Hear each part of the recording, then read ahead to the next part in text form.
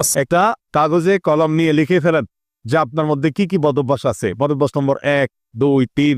যারা দেশে আছেন অথবা হজ করছেন না, আরাফাতে নাই, তারা আরাফাতের দিন উপলক্ষে তারা রোজা রাখবেন। لبيك اللهم لبيك لبيك لا شريك لك لبيك إن الحمد والنعمة لك والملك لا شريك لك। তাকবীর তাশরিক আগামীকাল ফজরের পর থেকে নিয়ে 13 তারিখ আসর পর্যন্ত আইয়ামে তাশরিক, এই দিনগুলোতে প্রত্যেক নামাজের পর আমরা তাকবীর পড়ব। আল্লাহু আকবার, আল্লাহু আকবার, লা ইলাহা ইল্লাল্লাহ, আল্লাহু আকবার, আল্লাহু আকবার, ওয়ালিল্লাহিল হামদ। এই তাকবীর প্রত্যেক নামাজের পরে পড়ব। একা একা নামাজ পড়লেও পড়ব, জামাতের সাথে যখন পড়ব তখন আমরা ইনশাআল্লাহ এটা মনে করে পড়ব। আর তালবিয়া তো চলতেই থাকবে, জমরাতে পাথর মারার আগ পর্যন্ত তালবিয়া চলতে থাকবে। তালবিয়ার পাশাপাশি তাকবীর, তাহলিল, তাহমিদ এগুলো চলতে থাকবে। আল্লাহু আকবার কাবীরা ওয়ালহামদুলিল্লাহি কাসীরা ওয়া সুবহানাল্লাহি ওয়া বিহামদিহি বুকরাতাও ওয়া আসীলা। বেশি থেকে বেশি তাকবীর পাঠ করব। আমরা অনেকেই আছি যারা হজের সফরে এসে গল্প আড্ডা মেরে সময় নষ্ট করি। আমরা বাংলাদেশের মানুষ বড় আড্ডা প্রিয় মানুষ। আমরা মক্কা মদিনা থাকাকালীন সময়ে হারামে নামাজের পরে অবশিষ্ট সময়গুলোতে আমরা হোটেলে বসে আড্ডা ফাড্ডা মেরে গাল গল্প দিয়ে আমরা সময় নষ্ট করি। এটা কোনো অবস্থাতেই করব না। প্রতিটা সময়, প্রতিটা মুহূর্তকে আমরা মূল্যবান মনে করি, সেটাকে সর্বোচ্চ সুন্দর ব্যবহার করার চেষ্টা করব। আল্লাহ আমাদেরকে সে তৌফিক দান করুন। তাহলে তাকবীরে তাশরিক পাঠ করব কালকে ফজর থেকে ইনশাআল্লাহ। আর যখন আমরা মুভমেন্ট করব, বিশেষ করে আপনি এখান থেকে তাঁবু থেকে বের হচ্ছেন, কোনো দিকে যাচ্ছেন, হ্যাঁ, আপনার বিছানা থেকে উঠে হাঁটা দিচ্ছেন, তখন আপনার মধ্যে আপনি তালবিয়াটা বেশি করে পাঠ করবেন, তাকবীরটা বেশি করে পাঠ করবেন। আপনি এক তাঁবু থেকে আরেক তাঁবুতে যাচ্ছেন, এই প্রতিমধ্যে আপনার তালবিয়া চলতে থাকবে, তাকবীর চলতে থাকবে। বাসে উঠে আপনি আরাফাতে যাচ্ছেন, তখন তাকবীর চলতে থাকবে। আরাফাত থেকে আবার মুজদালিফা আসছেন, তখন তাকবীর চলতে থাকবে। এভাবে মুভমেন্টের সময়গুলোতে বিশেষভাবে তাকবীর আমরা উচ্চস্বরে পাঠ করতে থাকব এবং তালবিয়াও সাথে সাথে পাঠ করতে থাকবো। তাহলে তাকবীর এবং তালবিয়া এই দুইটা খুব বেশি করে চলবে ইনশাআল্লাহ। সকাল থেকে দুপুর পর্যন্ত আমরা ঘুমিয়ে রেস্ট করে শরীরের মধ্যে এনার্জি তৈরি করব, যাতে করে জোহর আসর একসাথে পড়ে এরপর আমরা টানা সূর্য ডুবা পর্যন্ত দোয়া করতে পারি। দেখুন, Honor 400 series, 200 megapixel. দোয়া করতে পারি। দেখুন, জোহর আসর আরাফাতের ময়দানে আমরা একত্রে কেন পড়ি?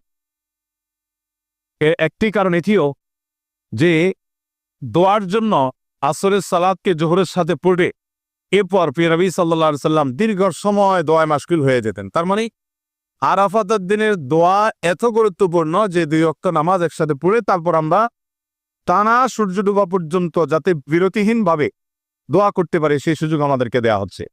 এজন্য আপনি কতক্ষণ দাঁড়িয়ে দোয়া করলেন, কিছু সময় বসে বসে দোয়া করলেন, কিছু সময় সিজদায় গিয়ে দোয়া করলেন, সে কাজগুলো করবো ইনশাআল্লাহ তাআলা। সিজদায় আমরা দোয়া করব, অনেকে আমরা এটা জানি না। নবী করিম সাল্লাল্লাহু আলাইহি সাল্লাম বলেছেন, আকরাবু মা ইয়াকুনুল আবদু মির রাব্বিহি ওয়া হুয়া সাজিদ। বান্দা আল্লাহর সবচেয়ে কাছাকাছি যেতে পারে সিজদায় গেলে। আপনি সিঙ্গেল সিজদা দিতে পারেন, আল্লাহু আকবার বলে সরাসরি সিজদায় চলে গেলেন, যে আল্লাহর তাসবিহ, আল্লাহর পবিত্রতা বর্ণনা করার পর সেখানে আপনি আল্লাহ সুবহানাহু ওয়া তাআলার কাছে মনের চাওয়াগুলোকে যতক্ষণ মনে চায় চাইলেন, 10 মিনিট, 5 মিনিট, 15 মিনিট, যতক্ষণ পাটানি শরীরে কুলার আপনি সিজদায় লুটিয়ে পড়ে থাকলেন, চোখের পানি ফেলে আল্লাহর কাছে মিনতি পেশ করলেন। এরপর আপনি সেখান থেকে উঠে তারপর আল্লাহ সুবহানাহু ওয়া তাআলার কাছে আবার বসে বসে দোয়া করলেন, কিছু সময় দাঁড়ায় দোয়া করলেন, কিছু সময় একদিকে দোয়া করে কিছু সময় আরেক দিকে দোয়া করলেন, কিছু সময় আবার একটু ব্রেক নিয়ে আবার দোয়া শুরু করলেন। এভাবে অনবরত আল্লাহর কাছে আমাদের চাওয়াগুলোকে আমরা পেশ করতে থাকবো। মোহতারাম হাজরিন, আল্লাহর কাছে আমাদের গুরুত্বপূর্ণ চাওয়া থাকবে হেদায়েত।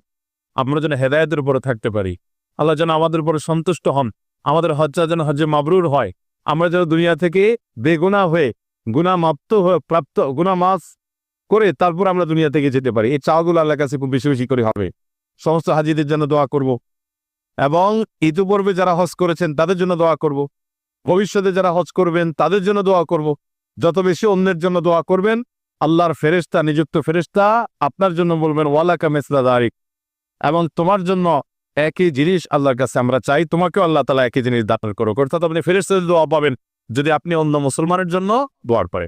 অতএব আমরা সেবাও দোয়া পড়তে থাকবো ইনশাআল্লাহ।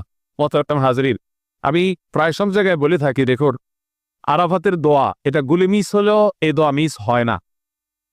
শুধুমাত্র সে শর্তগুলো পূরণ করে দোয়া করা দরকার। বিভিন্ন অভিজ্ঞতা দ্বারা এটি প্রমাণিত, বারবার এটি প্রমাণিত যে আরাফাতের দোয়া মিস হয় না।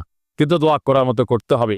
দোয়া আল্লাহ সুবহানাহু ওয়া তাআলার কাছে চোখের পানি ছেড়ে দিয়ে কান্নাকাটি করতে হবে। আমরা কত কপাল পোড়া, কত হতভাগা যে আল্লাহর কাছে চাইতে পর্যন্ত জানি না, চাওয়ার ভাষাটুকু পর্যন্ত আমাদের নাই।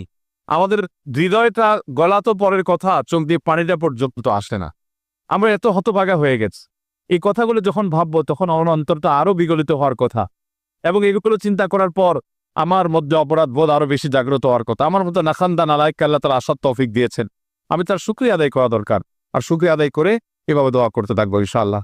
আরাফাতের দোয়ার পাশাপাশি আমরা মুজদালিফাতে যখন আসবো, মাগরিব এশা একসাথে পড়ে রাত্রে শুয়ে পড়বো।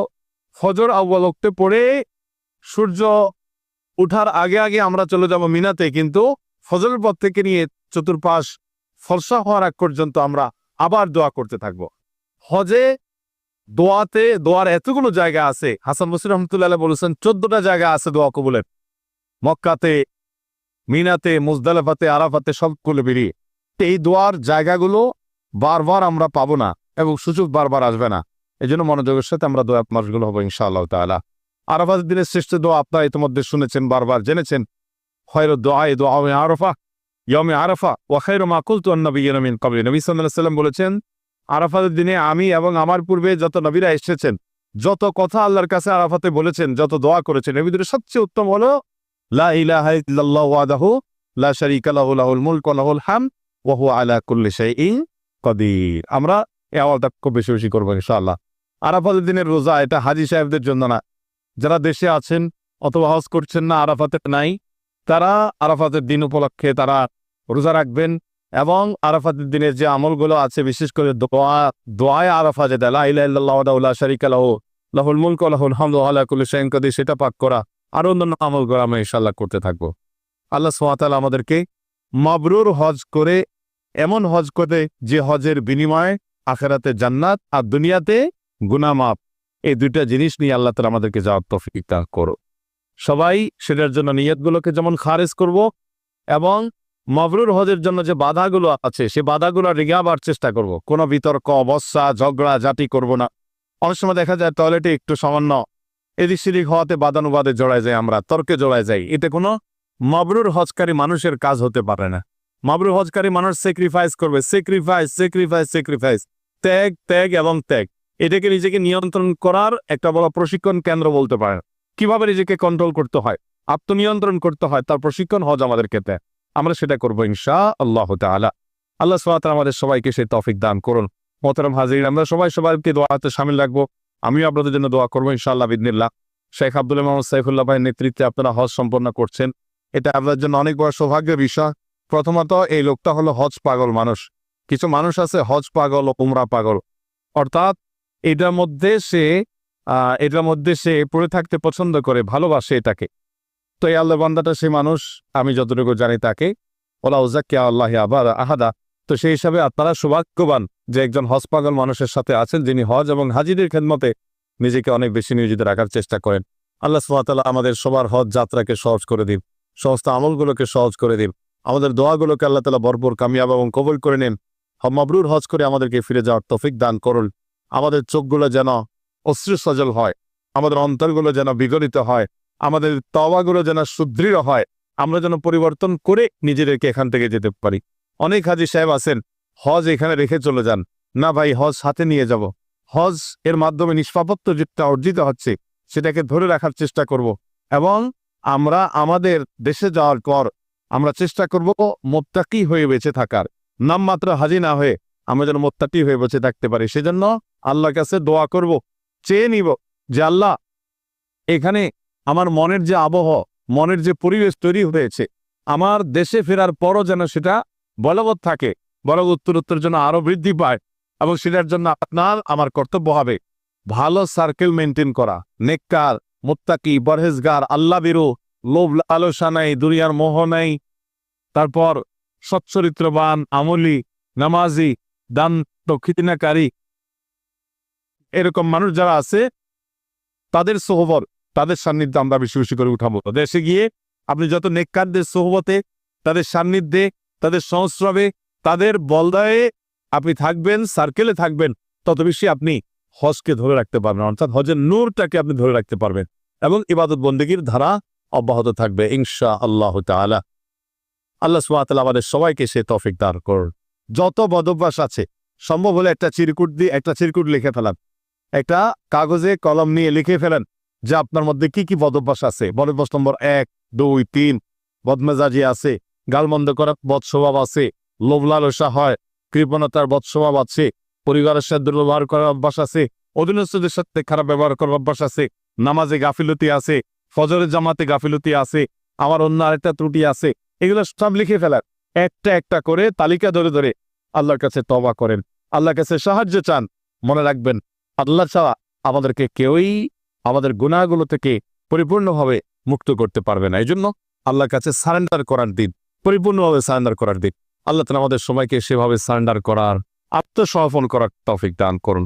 আমাদের মুর্দাদেরকে আমরা ভুলবো না, জীবিতদেরকে আমরা ভুলবো না, অসুস্থদেরকে বলবো না ইনশাআল্লাহ বিইذনিল্লাহ। আমাদের মা বোনরা যারা আছেন তারাও নিজের পরিবার পরিজনের জন্য, নিজেদের জন্য আমরা দোয়া করবো আল্লাহর কাছে। আমরা আমাদের একটা উমরার বই লিখেছি, আমরা বইয়ের শেষাংশে আমরা কয়েক পৃষ্ঠা দোয়া দিয়েছি। এখানে দোয়া লেখার উদ্দেশ্য যাতে করে হজ উমরার দোয়া কবুলের জায়গাগুলোতে এই দোয়াগুলো দেখে দেখে পড়া যায়। হাদিস বর্ণিত মাসনুন এবং জামে অর্থাৎ ব্যাপক অর্থবোধক দোয়া আছে, সেগুলো দেখে দেখে আমরা পড়বো ইনশাআল্লাহ।